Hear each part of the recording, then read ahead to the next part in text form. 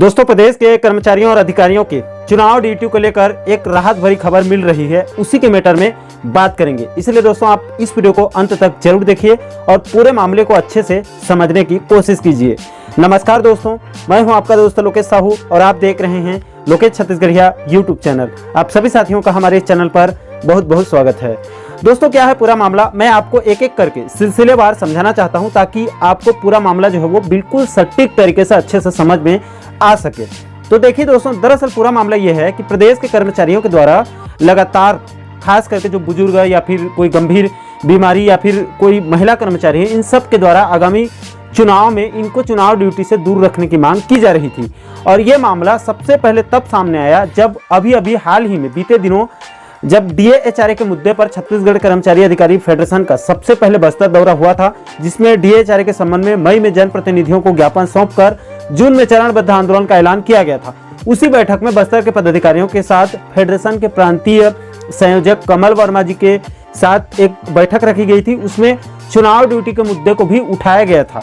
एक संगठन के पदाधिकारी ने फेडरेशन के समक्ष इस बात को रखी थी कि प्रदेश में जो दिव्यांग या गंभीर बीमारी या फिर कोई महिला कर्मचारी हैं, उनको चुनाव ड्यूटी से पृथक रखने की मांग रखी गई थी।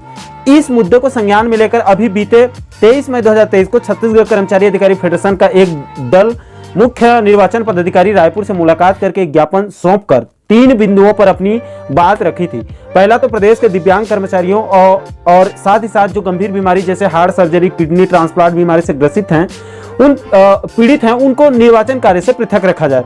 दूसरे बिंदु पर महिला कर्मचारियों को सुरक्षा के दृष्टिकोण से चुनाव ड्यूटी से अलग रखा जाए। साथ ही साथ जिन कर्मचारियों का 60 साल से ज्यादा उम्र हो चुका है, जो शारीरिक रूप से अब कमजोर हो चुके हैं, कुल मिलाकर उनको भी चुनाव ड्यूटी से पृथक रखा जाए। और तीसरे बिंदु पर निर्वाचन कार्य में ड्यूटी कर रहे वाहन चालकों को जो दैनिक वेतनभोगी कर्मचारी हैं, उनको दैनिक वेतनभोगी कर्मचारी के मानदेय के रूप में उनको दिया जाए। इन तीनों मुद्दों पर मुख्य निर्वाचन पदाधिकारी से मांग रखी गई थी।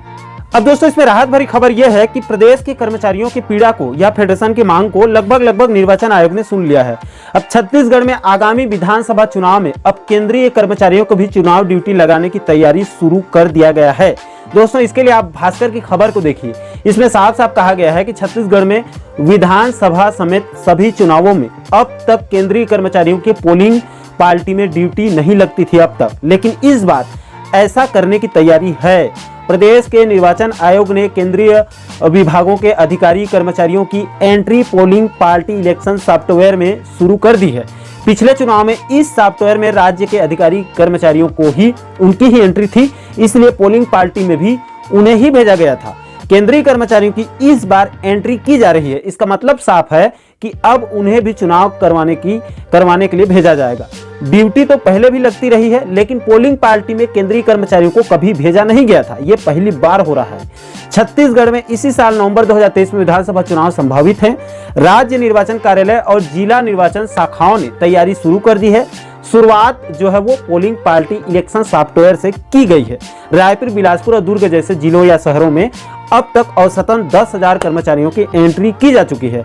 यही सॉफ्टवेयर रेंडमाइज तरीके से पोलिंग पार्टियां जो है वो बनाएगा। अब दोस्तों, इस पूरे मुद्दे पर एक दो सर लोगों से मेरी बात हुई तो उनका कहना है कि अब आगामी चुनाव में केंद्रीय कर्मचारियों की भी पोलिंग पार्टी में ड्यूटी लगाई जाएगी। इसकी तैयारी चल रही है, तो इससे कर्मचारियों की कमी बहुत हद तक दूर होगी और इससे छत्तीसगढ़ के जो बुजुर्ग, महिला या विकलांग या फिर कोई गंभीर बीमारी से जूझ रहे कर्मचारियों को बहुत हद तक राहत मिल सकती है। उनको अब चूंकि फेडरेशन भी मांग कर रहा है कि चुनाव ड्यूटी से उनको दूर रखा जाए और इधर केंद्रीय कर्मचारियों की चुनाव ड्यूटी में जाने की जो है वो तैयारी है, तो उन पीड़ित कर्मचारियों को इससे राहत मिल सकती है। बाकी दोस्तों, इस पूरे मुद्दे पर आप लोगों की क्या राय है? क्या छत्तीसगढ़ के दिव्यांग, महिला या कोई गंभीर बीमारी से ग्रसित कर्मचारियों को चुनाव ड्यूटी से दूर रखा जाए या फिर अपनी अपनी ड्यूटी को सभी को निभानी जरूरी है? इस पूरे मुद्दे पर, इस पूरे मामले पर आप लोगों की क्या राय है? आप नीचे कमेंट सेक्शन में अपना फीडबैक जरूर दीजिएगा और साथ ही साथ ये भी बताइएगा कि आने वाले वीडियो आप कौन से टॉपिक पर देखना चाहते हैं। इसके अलावा दोस्तों, आप आगे भी प्रदेश के कर्मचारियों, पेंशनर्स के साथ साथ और भी अन्य महत्वपूर्ण मुद्दों पर वीडियो देखना चाहते हैं तो हमारे चैनल को आप सब्सक्राइब कर लीजिएगा ताकि आने वाले सभी नए वीडियो का नोटिफिकेशन जो है वो आप लोगों तक तुरंत पहुंच सके। दोस्तों, अभी के लिए फिलहाल इस वीडियो में इतना ही। मुझे दीजिए इजाजत। मैं मिलता हूं आपसे एक और महत्वपूर्ण मुद्दे के साथ, महत्वपूर्ण टॉपिक के साथ। तब तक के लिए जय हिंद, जय छत्तीसगढ़।